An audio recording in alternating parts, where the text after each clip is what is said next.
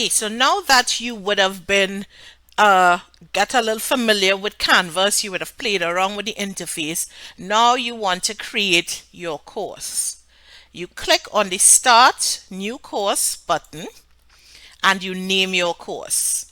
So for instance, I may name my course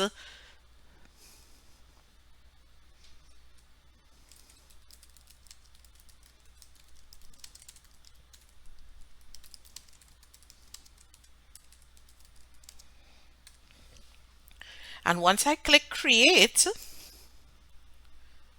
it takes me to my settings. Again, Canvas does not leave you alone. They don't throw you into the deep end of the pool. They have a lot of help guides associated with each major action that you do. I don't need the help guides, but for you, it will be wise if you go through all of these so that you get further information so that you can better create your Canvas course. So I'm just going to close this for now, but note that you have the help guide available to you. Now, once you've created your course, you actually have to set up the requirements. So for instance, if you want, you could put an image of the course. If you want to change your name, here's where you go to change your name, and here's where you create a course code. So for instance,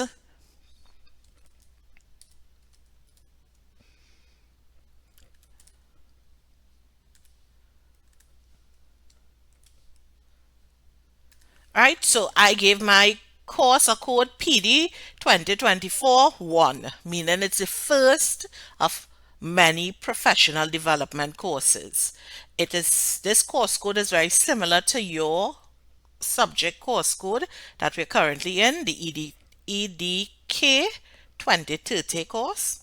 So you can make up a course code if you so desire. I didn't get too fancy with doing it. You could set your time zone.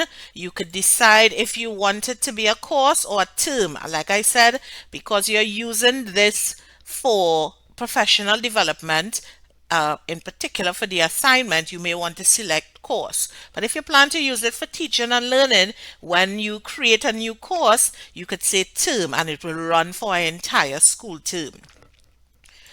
You state when you want it to start, and you can state when you want it to end.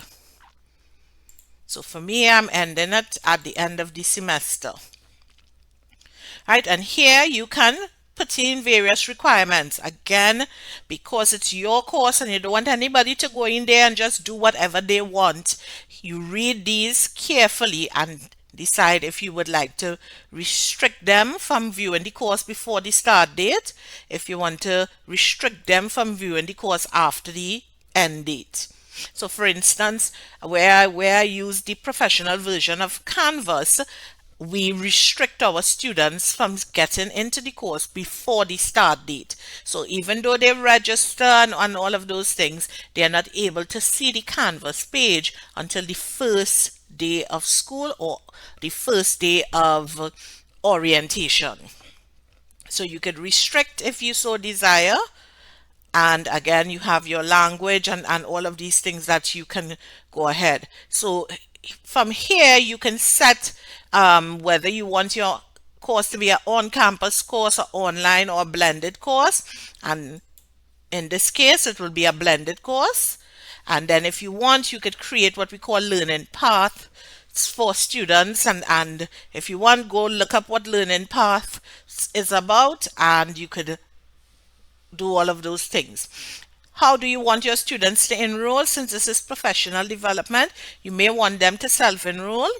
You may want to add a join link so that they can join on their own. And you may want to see the most 3 recent announcements or the most 2. It's up to you how much you want to see. You want to be able to let students attach files and those things. So generally you leave these as is. Here is where you can have control over, and also where you say only teachers. So that means in these areas only teachers would be able, which is you alone would be able to have access to these things and make changes. On this end here we have the course status, publish and unpublish. Publish means that once you're finished building the course, you need to publish it so that your students can see it. Unpublished means that nobody can see it. Even before or after the start date, no one will be able to see it. And again, here, if you want, you could delete the course, you could copy this course, you could import the course, you could import course content, meaning if you have a previous Canvas course and you don't want to reinvent the wheel, you could import it and it'll come straight into this Canvas shell. You could export your course. Let's say when you finish with this assignment, you found that it was really, really well done and you were pleased with it. You could export it and keep it. And for somewhere down the road, if you want to pull it back up and import it into a Canvas shell because you got something similar to do, you can do that. Right? Here is where you will get your statistics. So far you have no students because you haven't invited anyone, but there's 1 teachers. And it also caters for teaching assistants, designers, and observers. So you can have observers coming into the course. So again, you could add me as an observer if you want, for those of you who do using Canvas, or you could add me as a student. So now that I have made all my changes, I just click update course details, and then I'll take you to the sections. There's no sections here, meaning that if you had, let's say, 10 groups of people doing this professional development course, let's say it was spanning across an educational district, you could have created what we call sections. So you could have created sections so that each person would be able to see the course, and if you have had 10 different facilitators teaching your course, each facilitator would have had autonomy over their course page. But we are not doing all of that for this thing. This is just a simple 3-day workshop. Then you have your navigation. Here, if there are certain things if you want your students to see or not see, for instance, in my courses on Canvas, I always remove the files area by clicking and dragging and removing it to hide it from the students because they don't go through the modules section. If you don't need to do anything in terms of changing the way it is on this left hand side here. It is quite okay. Then you have apps. Canvas comes with a lot of add-ons, so you could go through. Let's say you're teaching mathematics, or you want them to read something from an encyclopedia or from a book because it's theory you're going to talk about, you can actually do an add-on here and insert it. Then you have what we call feature actions here. Again, this is a list. You could go through it in your own time. And integrations here, again, it's a technical component which I don't really think you will get into. So here we have the setup, and once you have finished with all of that, you have your actual course page. And again, it gives you the tooltip on how to start setting up your course page. So from here, you can begin setting up your course page. As I said, if you wrote an announcement, it gives you guidance on how to write an announcement. If you have an assignment to set up, it gives you guidance on how to do an assignment. So I am not going to go through those things. I'm clicking each one so you will see that you have guidance on how to do them. If you want to set a discussion up, it gives you a guideline on how to set a discussion. It is straightforward, where you just click plus and you can add your discussion and create your due date, end dates, and that kind of thing.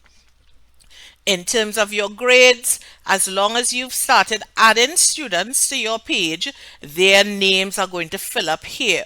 Once you start creating assignments, the assignments are going to start filling up there as well. In terms of, well, we have our pages and syllabus. Generally, if you want to give an outline of what the 3-day workshop is about, you can do it in this area. And also you can create what we call course pages, which has a lot of content. So you can add a course page and you can create course pages.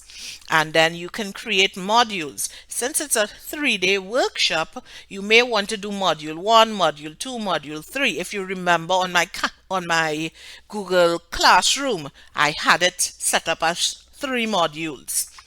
So you can do the same thing inside of here, and basically this is the introduction to using Canvas. I am going to now stop this video, and I hope that these videos give you some sort of guidance that you can utilize to create your Canvas page if you so choose to use this one.